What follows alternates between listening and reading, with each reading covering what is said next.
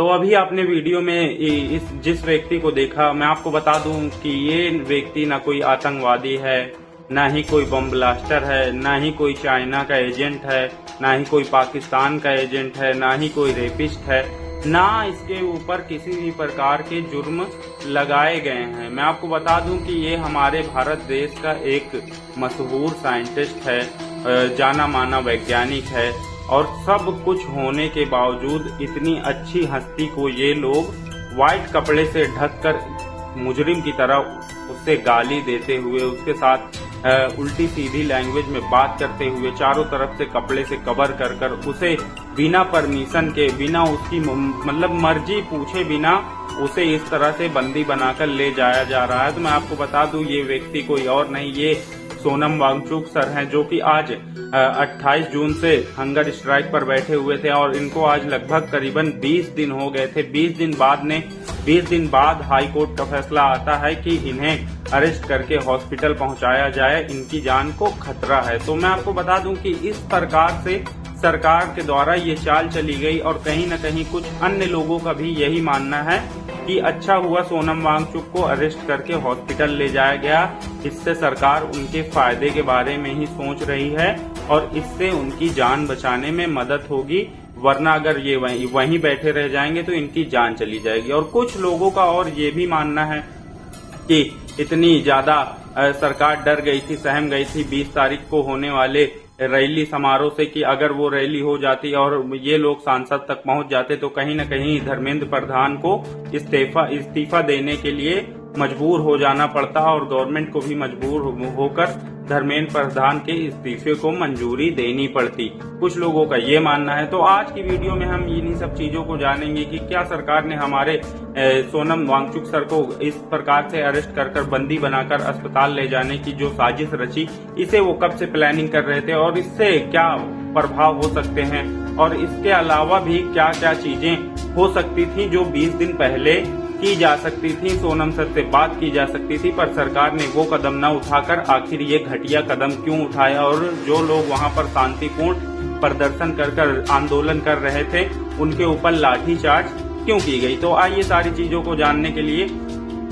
Video में हमारे साथ अंत तक बने रहिएगा। तो आइए शुरू करते हैं। मैं आपको बता दूं कि ये वही व्यक्ति है, इनका नाम सोनम वांगचुक है। इनकी बात हमने अपनी पिछली वीडियो में भी की थी और ये एक जानी मानी हस्ती है जो कि आज हंगर स्ट्राइक पर बैठकर सिर्फ धर्मेंद्र प्रधान के इस्तीफे की मांग कर रहे थे और एजुकेशन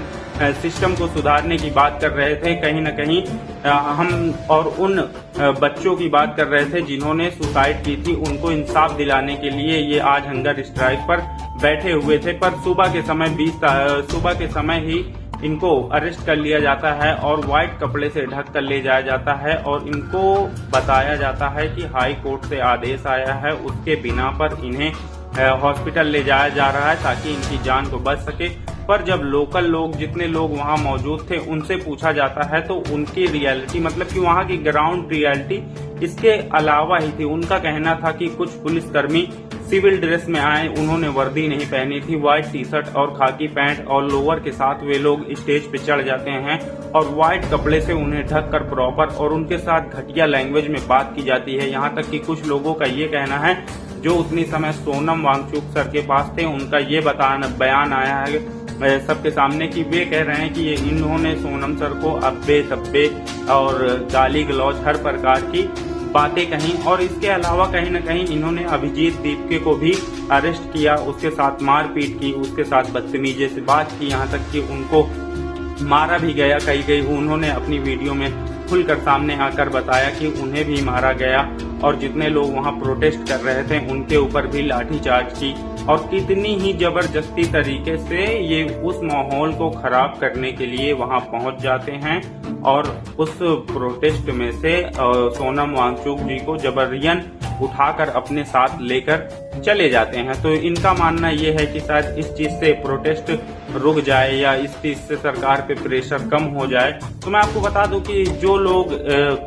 नहीं जानते हैं, मैं थोड़ा उनको कुछ 1947 से पहले की बातें याद दिला दूं कि जब हमारे देश में अंग्रेजों का राज हुआ करता था, तब अगर कोई व्यक्ति शांतिपूर्ण आंदोलन करता था तो उससे आकर अंग्रेज सैनिक और अंग्रेजी हुकूमत के शासक खुद आकर उससे पर्सनली बात किया करते थे कि आखिर तुम्हारी प्रॉब्लम क्या है, तुम ये प्रोटेस्ट कर क्यों रहे हो, तुम्हारा ये आंदोलन चलाने का मकसद क्या है। तो इस प्रकार से गांधी जी के समय में भी अंग्रेज जब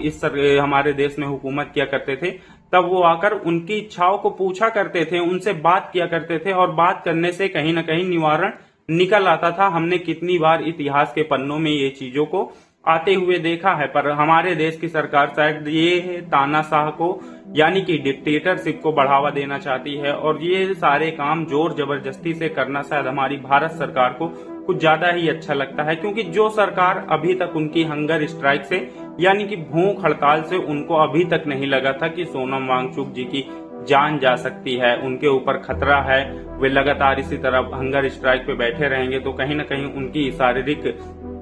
समस्याओं के कारण उनकी मृत्यु हो जाएगी। तो क्या सरकार के दिमाग में ये सवाल पहले नहीं आया कि ये सवाल 20 दिन के बाद ही आना था कि उनके ऊपर आखिर उनकी जान जा सकती है, उनको बचाने के लिए हॉस्पिटल ले जाना चाहिए। ये सवाल सरकार के दिमाग में पहले भी तो आ सकता था। वो 28 जून से हंगर स्ट्राइक पे बैठे, तब इन्होंने क्यों नहीं सोचा? इन्होंने आज 18 तारीख को ही क्यों चुना उन्हें अरेस्ट करके हॉस्पिटल पहुंचाने की? कहीं न कहीं सरकार डर गई थी। और मैं आपको बता दूं कि सरकार की पालतू मीडिया भी डर गई थी, वो भी इसको अब सरकार के फेवर का डिसीजन ही बताने में फुल तैनात है और तुली हुई है। और इससे मैं एक चीज को और साफ कर दूं कि सोनम वांगचुक जी को हॉस्पिटल ले जाने से वो प्रोटेस्ट रुका नहीं। अब की मतलब अब तो अभिजीत दीप के जो कि सीजेपी पार्टी के फाउंडर है, वो हंगर स्ट्राइक पे बैठ गए हैं, और उनकी मांग तो और ही ज्यादा निराली है। वो तो अब डायरेक्टली प्रधानमंत्री का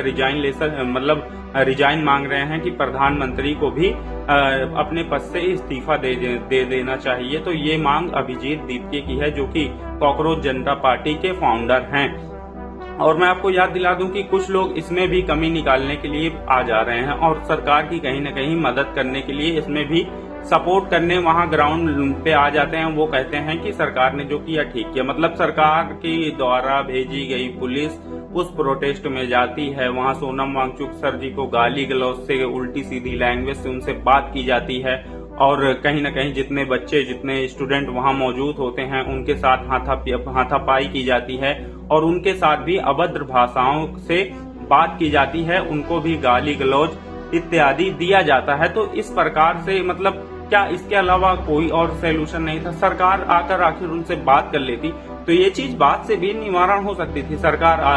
का कोई मेंबर आता, सरकार का कोई लेटर आता, और यही चीज शांतिपूर्ण कार्य से की जा सकती थी कि आकर उनसे बात करती, उनकी बातों को सुनती। सरकार के पास ये समय नहीं था। सरकार ने अपनी वर्दीधारी गुंडों को भेजा और जबरदस्ती उनको एम्बुलेंस में भरवाया, और कहीं न कहीं जितने लोग सामने आए, जितने लोग रोकने के लिए आए, उनके ऊपर हाथापाई की गई, उनको मतलब मारा गया, उनको गाली गलौज दी गई। और ये वहाँ की ग्राउंड लेवल की मतलब पब्लिक का कहना है कि हमने अपनी आंखों से देखा। करीबन इन्होंने 100 पुलिस अफसर्स को भेजे, न जाने कितने मिलिट्री ऑफिसर्स वहां पहुंच गए थे। हर प्रकार की ये सुविधा अपने साथ, बैरिकेडिंग पुलिस सब पूरे प्रशासन को लेकर वहां जाते हैं, और उनके चल रहे शांतिपूर्ण आंदोलन को भंग करने के लिए, कहीं न कहीं रोकने के लिए। और सरकार शायद जान जाती है कि अगर इस व्यक्ति को वहां से हटा दिया जाए तो शायद ये प्रोटेस्ट खत्म हो सकता है, ये आंदोलन को रोका जा सकता है। सरकार का शायद यही मानना है कि अगर सोनम वांगचुक जी को हटा दिया जाए तो कहीं न कहीं इस प्रोटेस्ट को खत्म किया जा सकता है। तो मैं आपको याद दिला दूं दोस्तों, वो जो व्यक्ति है सोनम वांगचुक, वो ना हमारे लिए, ना आपके लिए, बल्कि हम सब के लिए, हमारे भारत देश के एक एक नागरिक के लिए, जो अपने बच्चों को लोन लेके पढ़ाते हैं, कहीं न कहीं कर्जेदार होकर, जिनके पिता किसान हैं और हेल्पर का काम करते हैं, जो मतलब आप जितने नीचे लेवल तक की स्तर की बात सोच सकते हैं, ये उन सब के बच्चों के लिए कार्य कर रहे थे, और उनके ही लिए कहीं न कहीं ये हंगर स्ट्राइक पर बैठकर और उनको इंसाफ दिलाने के लिए ही ये वहां भूख हड़ताल पर बैठकर अपनी जान जोखिम में डालकर हमारे हक की आवाज को उठाने के लिए ये व्यक्ति आज न जाने कितने दिन से वहां 28 जून से भूखे खाली पेट बैठा रहा, और सरकार उसके साथ इस प्रकार का बदसलूकी का व्यवहार करती है। तो आपका खून इन सबको देख के नहीं खौलता कि आखिर सोनम वांगचुक जी की इसमें गलती क्या थी? वो 20 तारीख को अपना प्रोटेस्ट करने वाले थे, जो कि संसद तक होने वाला था। तो कहीं सरकार इससे डर जाती है कि कहीं मानसून सुनवाई आने वाली है और संसद में इनकी बात पहुंचेगी तो आखिर कुछ न कुछ तो बदलाव आ सकते हैं। तो इसीलिए शायद इनको 18 तारीख ही ठीक लगी और उसी तारीख को ये लोग सोनम वांगचुक जी को उठा लेते हैं। उठाकर हॉस्पिटल के नाम पे न जाने ले गए। अब उनका इलाज किया जाए या उन्हें किसी तरह से अगर उनकी जान को किसी प्रकार से हानि पहुंची या कहीं न कहीं आने वाले कल में उनकी मृत्यु हो गई तो इसका जिम्मेदार कौन होगा? सरकार होगी, हमारे देश के प्रधानमंत्री होंगे, हमारे एजुकेशन मिनिस्टर धर्मेंद्र प्रधान होंगे जो अभी तक रिजाइन करने का नाम ही नहीं ले रहे हैं, या गृह मंत्री होंगे। आखिर इनकी जिम्मेदारी किसके ऊपर ही होगी? अगर इनको लग बाई चांस कोई हादसा इनके साथ हो जाता है, मान लीजिए कि इनकी मृत्यु हो गई, तो इसकी जिम्मेदारी कौन लेगा? जिस प्रकार से उन्हें ले जाया गया और पुलिस कर्मियों के द्वारा उन्हें गाली दी गई, तो इस सब से क्या सरकार साबित करना चाहती थी कि अब लोकतंत्र का कोई मायने नहीं रह गया?